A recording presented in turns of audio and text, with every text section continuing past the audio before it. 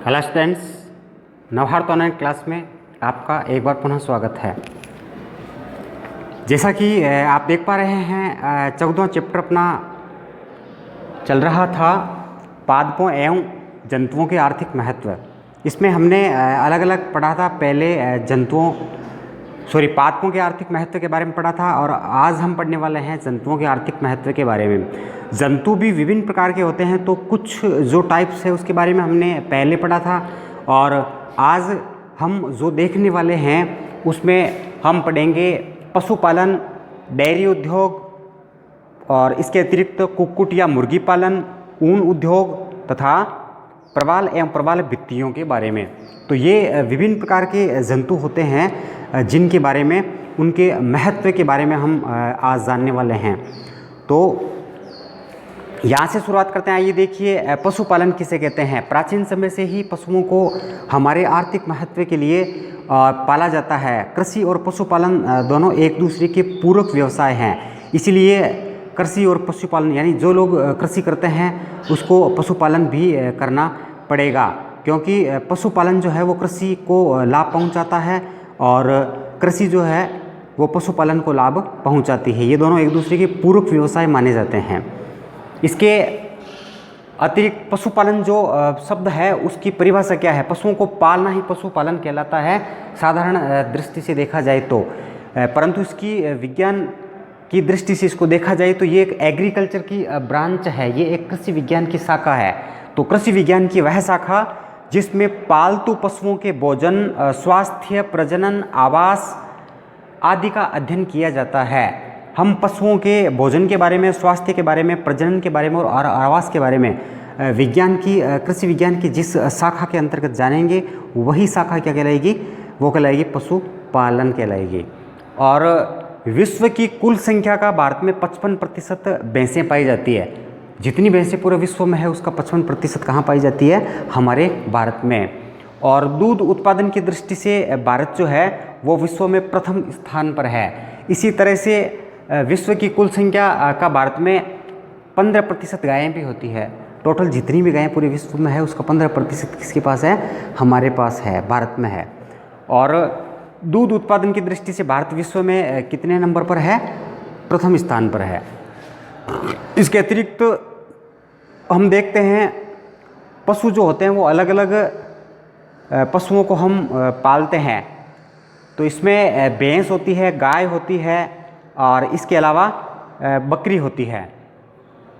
भेड़ों को भी पाला जाता है, ऊँटों को पाला जाता है। बहुत से पशु जो होते हैं वो हमारे लिए उपयोगी होते हैं, इस हिसाब से उनको पाला जाता है। वो हमारे लिए आर्थिक दृष्टि से और कृषि की दृष्टि से सहायक होते हैं हमारे लिए, इसीलिए उनको पाला जाता है। तो पशुपालन के बाद में डेयरी उद्योग है। ये जो उद्योग है वो पशुपालन से ही जुड़ा हुआ है, क्योंकि हमें डेयरी से जो प्रोडक्ट मिलता है, डेयरी उत्पाद जितने भी होते हैं वो दूध से बनाए जाते हैं और दूध जो है वो हमें पशुओं से मिलता है। तो पशुपालन का ही ये एक सहायक जो है वो उद्योग है डेयरी उद्योग। डेयरी उद्योग दूध उत्पादन की दृष्टि से भैंसें अधिक महत्वपूर्ण है। और देखा जाए तो बकरियां जो है उसकी दृष्टि से दूसरा स्थान है भारत का, भेड़ों की दृष्टि से तीसरा स्थान है और मुर्गियों की दृष्टि से 7वां स्थान है भारत का। तो ये हमारी क्या पोजीशन है या कितने पशु हमारे पास है पूरे विश्व की कंपैरिजन में, विश्व की तुलना में, तो वो आपको यहाँ पे बताया गया है। इसके अतिरिक्त दूध उत्पादन की दृष्टि से भैंसें अधिक महत्वपूर्ण होती है, क्योंकि एक तो इनकी जो मात्रा है वो अधिक है। दूसरी चीज़ है कि इसका जो दूध होता है वो कुछ गाढ़ा होता है गाय की तुलना में, इसीलिए इस डेयरी उद्योग की दृष्टि से इसका जो दूध है वो ज़्यादा इम्पोर्टेंट माना जाता है। इसकी क्रीम वगैरह जो है वो ज़्यादा निकलती है, तो कम दूध से ही अधिक जो है वो काम इससे निकाला जा सकता है। भैंस की अच्छी नस्लों के नाम बता रहे हैं आपको।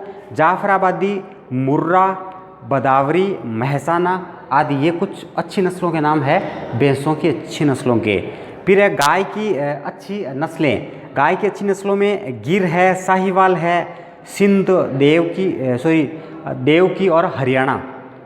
ये कुछ गायों की अच्छी नस्लों के नाम है। वैसे बहुत सी गायें होती है, बहुत नस्लों की गायें होती है, लेकिन कुछ अच्छी जो क्वालिटी की अच्छी नस्लों की जो गायें हैं उनको यहाँ पे दिखाया गया है।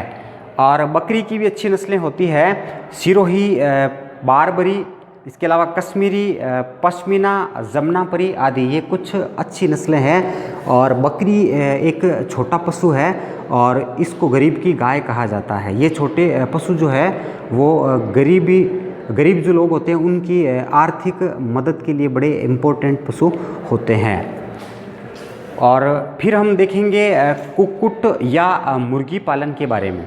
कुक्कुट या मुर्गी पालन, तो मुर्गियों को क्यों पाला जाता है? मुर्गियों को पाला जाता है ताकि उनसे अंडे प्राप्त किए जा सके, या फिर मुर्गियों को मांस के रूप में भी खाया जाता है। तो मुर्गियों के अंडे और मुर्गियों का मांस, ये दोनों ही प्रोटीन के अच्छे स्रोत होते हैं। जो लोग शाकाहारी नहीं होते उनके लिए प्रोटीन का ये अच्छा सोर्स हो सकता है, जिसमें आते हैं आपके अंडे और मांस। मुर्गियों का जो मांस होता है उसको बोलते हैं चिकन, और ये प्रोटीन के अच्छे स्रोत माने जाते हैं। अंडे उत्पादन की दृष्टि से भारत जो है वो विश्व में 5वें स्थान पर है। और राजस्थान में सबसे ज़्यादा कुक्कुट पालन जो है उसका जो कारोबार उद्योग जो है वो कहाँ किया जाता है? अजमेर में किया जाता है। इसके बाद में अच्छी वृद्धि एवं स्वास्थ्य के लिए सुरक्षित आवास और पौष्टिक भोजन की जरूरत होती है। मुर्गी हो या फिर कुक्कुट के लीजिए, उनकी अच्छी वृद्धि और अच्छे स्वास्थ्य के लिए क्या करना पड़ेगा? सुरक्षित आवास उसको उपलब्ध करवाना पड़ेगा, उसको पौष्टिक भोजन उपलब्ध करवाना पड़ेगा।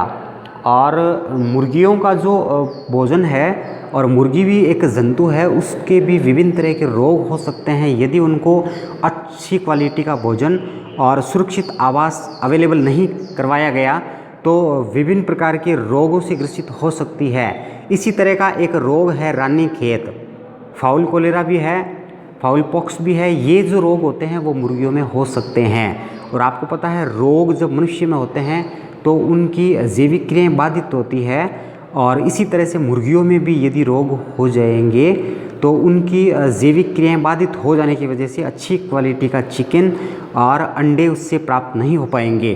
तो ये बड़ा नुकसान हो सकता है। इसीलिए जो मुर्गियों को पालने वाले होते हैं वो इनके वैक्सीन वगैरह की व्यवस्था रखते हैं, इनके सुरक्षित आवास की व्यवस्था रखते हैं, और साथ ही साथ इनके अच्छे भोजन की भी व्यवस्था करवाते हैं।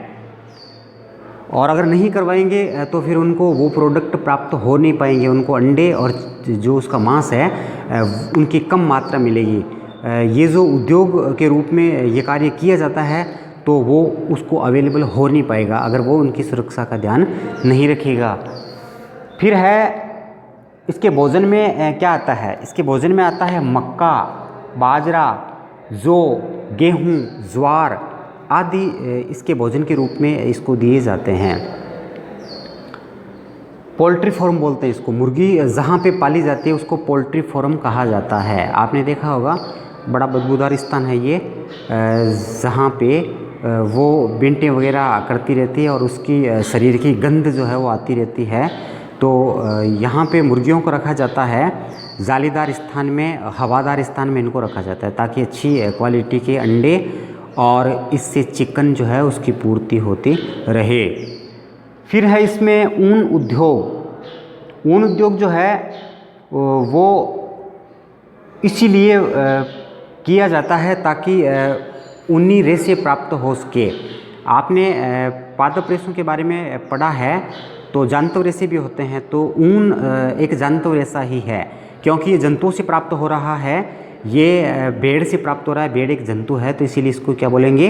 इसको जांतव रेशा बोलेंगे। ऊन उद्योग उत्तरी भारत में बड़ी संख्या में भेड़ें पाली जाती है। भेड़ें जो है वो अधिक संख्या में किस साइड में पाली जाती है? उत्तरी भारत में। भेड़ के जो बाल होते हैं उनसे ऊन तैयार की जाती है। भेड़ों के बालों को उतारा जाता है और फिर उनसे ऊन तैयार की जाती है। इसके अतिरिक्त ऊन का रंग भेड़ की प्रजाति पे निर्भर करता है और जलवायु पर भी निर्भर करता है। ऊन का रंग कैसा होगा? विभिन्न प्रकार के रंग होते हैं, विभिन्न प्रकार की ऊन आपने देखी होगी। तो ये जो रंग है ये डिपेंड करता है दो चीज़ों पे। पहली है भेड़ की प्रजाति, विभिन्न प्रकार की प्रजातियाँ होती हैं, इसकी अलग अलग नस्लें होती है, उस पर डिपेंड करेगा। और दूसरा है जलवायु पर भी निर्भर करता है कि भेड़ कौन से जगह पे है, भेड़ किस स्थान की है, वो राजस्थान की है कि कश्मीर की है, इस बात पे डिपेंड करेगा कि उसका कलर कैसा होगा, उसका रंग कैसा होगा और उसकी ऊन का जो रंग है वो कैसा होगा, ये इस बात पे निर्भर करता है। फिर है देसी नस्लें, जिस तरह से हमने भैंस, गाय और बकरी की उन्नत नस्लों के नाम आपको बताए थे, उसी ही तरह से देसी नस्लें हम पढ़ेंगे भेड़ों की। तो उनके नाम है लोही, मारवाड़ी, पाटनवाड़ी, नली आदि। इसको नाली या नली भी कहते हैं। तो ये भेड़ों की कुछ अच्छी नस्लों के नाम आपको बताए गए हैं। और राजस्थान जो है वो ऊन उद्योग की दृष्टि से एक महत्वपूर्ण स्टेट माना जाता है, क्योंकि यहाँ पर बड़ी संख्याओं में भेड़ों को पाला जाता है ताकि अच्छी मात्रा में ऊन प्राप्त हो सके और कई लोगों को इससे रोज़गार भी प्राप्त हो रहा है। इसी क्रम में हम देखेंगे आगे प्रवाल एवं प्रवाल भित्तियों के बारे में। तो प्रवाल किसे कहते हैं और प्रवाल भित्तियाँ क्या होती है। सिलेंट्रेटा संघ के एकल या निवही, यहाँ पे एकल शब्द का अर्थ है सिंगल जीव और निवही शब्द का अर्थ है ग्रुप में रहने वाले, समूहों में रहने वाले। तो सिलेंट्रेटा संघ आपको बताए हुए हैं 9th क्लास में विभिन्न प्रकार के संघों के बारे में। नॉन कॉर्डेट्स जो होते हैं, बिना रीढ़ की हड्डी वाले जो जंतु होते हैं, तो उनको हमने कई संघों में डिवाइड किया था। उन्हीं में से एक संघ है सिलेंट्रेटा, और ये जो सिलेंट्रेटा संघ है उसका ये सदस्य है, एकल या निवही जंतु है, ये इस संघ के होते हैं। और ये कैल्शियम कार्बोनेट का आवरण स्रावित करते हैं अपने शरीर के बाहर, चारों ओर कैल्शियम कार्बोनेट का एक खोल स्रावित करते हैं, ये एक आवरण स्रावित करते हैं। तो ये कैल्शियम कार्बोनेट जो है वो एक बहुत कठोर आवरण होता है और जिसे कोरल या प्रवाल कहते हैं। कोरल या प्रवाल की परिभाषा एक बार फिर पढ़ रहा हूँ मैं। सिलेंट्रेटा संघ के एकल या निवही जंतु जो कैल्शियम कार्बोनेट का आवरण स्रावित करते हैं वो कोरल या प्रवाल कहलाते हैं। और अधिकांश प्रवाल जो है वो एंथोजोआ वर्ग के जीवों द्वारा स्रावित किए जाते हैं। यहाँ पे शॉर्ट क्वेश्चन पूछा जा सकता है कि अधिकांश कोरल जो है वो किस वर्ग के जीवों द्वारा स्रावित किए जाते हैं, तो उत्तर क्या होगा इसका, एंथोजोआ वर्ग के जीवों के द्वारा अधिकांश कोरल स्रावित किए जाते हैं। फिर इसमें प्रवाल निवह के पोलिपों के लगातार मुकुलन से, मुकुलन आपको पता है अलैंगिक जनन की एक विधि है।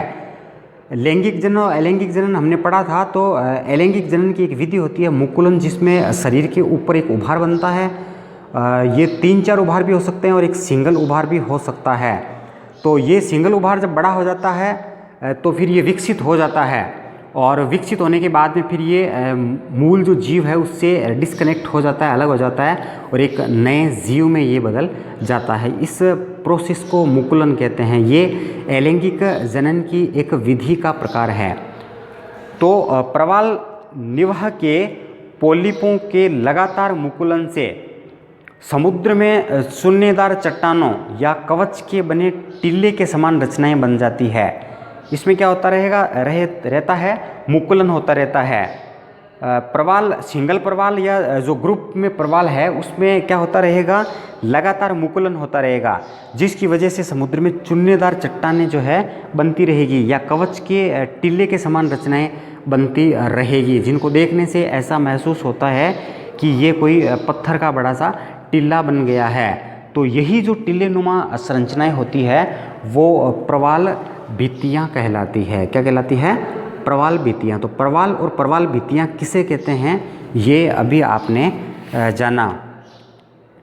तो विभिन्न प्रकार के जीवों के आर्थिक महत्व के बारे में हम पढ़ रहे थे। इसके बारे में हम आपको बताएंगे मोती या मुक्ता संवर्धन के बारे में, और फिर हम पढ़ेंगे जंतुओं के अन्य महत्व जो इसमें हम पढ़ नहीं पाए, वो कुछ महत्वपूर्ण महत्व इसके अंदर हम पढ़ेंगे। और बाकी जो इसमें है वो लगभग आपको बता दिया गया है। तो एक और आपको टॉपिक करवा देते हैं, फिर ये चैप्टर अपना जो है वो पूरा हो जाएगा।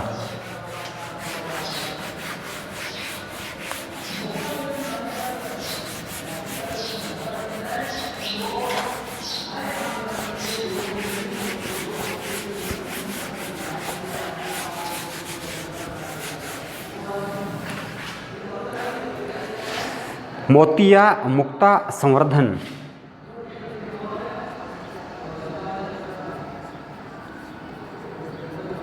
मुक्ता शब्द जो है उसका अर्थ होता है मोती, संवर्धन शब्द का अर्थ होता है बनना, निर्मित होना। तो मोलस्क संघ के जंतुओं से ये बनता है। किस संघ के जंतुओं से बनता है? मोलस्क। अभी हमने सिलेंट्रेटा के बारे में पढ़ा था, वो एक संघ होता है, नॉन कोऑर्डिनेट्स संघ है। उसी तरह से मोलस्क भी एक नॉन कोऑर्डिनेट संघ है। मोलस्का संघ के जंतु आर्थिक रूप से मानव के लिए अत्यंत ही महत्वपूर्ण होते हैं। बटन, मोती तथा कोड़ी प्राप्त होने के कारण मोलस्क संघ के जंतुओं से ही प्राप्त होते हैं बटन, मोती और कोड़ी। और इसके लिए ये व्यापारिक दृष्टिकोण से उपयोगी है। प्राचीन काल से ही मोती रत्नों और मणियों के रूप में मूल्यवान समझे जाते रहे हैं। इस कार्य के लिए मोलस्का के हजारों टन कवच प्रति वर्ष उपयोग में लाए जाते हैं। मुक्त सूक्तियों यानी पर्ल ऑयस्टर नाम का जीव होता है, उससे अति सुंदर, आकर्षक और मूल्यवान मोती मिलते हैं। मोती किस जीव से बनते हैं? पर्ल ऑयस्टर से। पर्ल ऑयस्टर जीव है, उससे मोती बनते हैं। सबसे अच्छी क्वालिटी का मोती होता है लिंगा मोती। कौन सा मोती होता है? लिंगा मोती सबसे अच्छी क्वालिटी का मोती माना जाता है। कृत्रिम तकनीक के माध्यम से सीपियों को पाला जाता है। पर्ल ऑयस्टर को सीपी भी बोलते हैं। तो सीपियों को पाला जाता है और पालकर उनसे मोती बनाए जाते हैं, और ये प्रक्रिया मुक्ता संवर्धन कहलाती है। मोती को एक मूल्यवान रत्न माना जाता है, जो प्राय सफ़ेद चमकीली गोलाकार संरचना होती है, जिसे ऑयस्टर जैसे मोलस्क अपने कवच के नीचे स्वयं की रक्षा के लिए स्रावित करते हैं। ये मोती जो पर्ल ऑयस्टर बनाते हैं वो अपनी रक्षा के लिए बनाते हैं, लेकिन ये हमारे लिए उपयोगी होता है। जब उसकी मृत्यु हो जाती है तो फिर हम वो मोती जो है वो काम में लेते हैं, या फिर मोती जो है उसको पाल कर उसका संवर्धन करके भी उससे मोती निरंतर प्राप्त जो है वो करते रहते हैं। यह तकनीक सबसे पहले जापान में विकसित की गई थी। समुद्री ऑयस्टर से प्राप्त किए जाने वाले लिंगा मोती सबसे उत्तम माने जाते हैं। स्वच्छ जल में पाए जाने वाले सीपियों से प्राप्त मोती है वो कम मूल्यवान होते हैं। ये याद रखना आपको, स्वच्छ जल में पाए जाने वाले जो मोती होते हैं, पर्ल ऑयस्टर जो स्वच्छ जल में रहते हैं, उनसे जो मोती प्राप्त होते हैं वो कम मूल्यवान होते हैं। ये आपको याद रखना है। जबकि हमने पढ़ा था मछली पालन में कि जो लवणीय जल यानी शुद्ध जल में रहने वाली मछलियाँ होती है वो अच्छी क्वालिटी की मानी जाती है। इसमें क्या है, थोड़ा सा उलट है। तो जंतुओं के अन्य महत्व आपको मैं बता देता हूँ यहाँ पे। मधु या शहद, मोम, रेशम व लाख आदि के अतिरिक्त जंतुओं के अन्य उपयोगी भी है, जैसे रंग।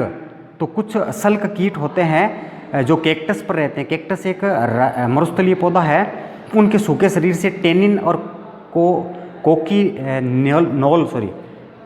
कोकीनोल रंग प्राप्त किए जाते हैं, जिनका उपयोग सौंदर्य प्रसाधन में करते हैं। कॉस्मेटिक आइटम्स बनाने में इसका उपयोग करते हैं। अपमार्जक कुछ कीटों द्वारा मृत पादपों और जंतुओं के शरीर के खाने के कारण सड़न और दुर्गंध फैलने से रोकते हैं। कुछ ऐसे जीव पाए जाते हैं प्रकृति में जो मरे और सड़े गले पदार्थों पर अपघटन क्रिया करके उसको नष्ट कर देते हैं, ताकि प्रकृति जो है वो शुद्ध बनी रहती है, साफ सुथरी बनी रहती है। तो ये अपमार्जक की तरह कार्य करते हैं। और औषधीय महत्व है, कुछ ऐसे जीव होते हैं, कीट होते हैं, जैसे ब्लिस्टर भृंग, इससे केंथ्रेडाइन नाम की औषधि प्राप्त की जाती है जो बालों को झड़ने से रोकती है। और मधुमक्खियों से प्राप्त मधु का उपयोग अल्सर को ठीक करने में किया जाता है। अल्सर पेट की बीमारी होती है, तो इसका सेवन करने से ये बीमारी तैयार हो जाती है। और कोचिनिल कीटों से प्राप्त कार्मिनिक अम्ल है, उसका उपयोग कुकर खांसी और चेहरे व सिर की तंत्रिका पीड़ा को ठीक करने के लिए इसका उपयोग होता है। भोजन के रूप में मांसाहारी मनुष्य मेंढक, छिपकली, सांप, मछली आदि को खाते हैं भोजन के रूप में। और पादपों में परागण, पुष्प पादप जो होते हैं उसमें एक पुष्प से परागकणों को दूसरे पुष्प की वर्तिकाग्र तक पहुंचाने का कार्य जो है वो कीटों के माध्यम से ही होता है। ऐसा हमने पढ़ रखा है स्वपरागण और परपरागण के अंतर्गत। तो ये था अपना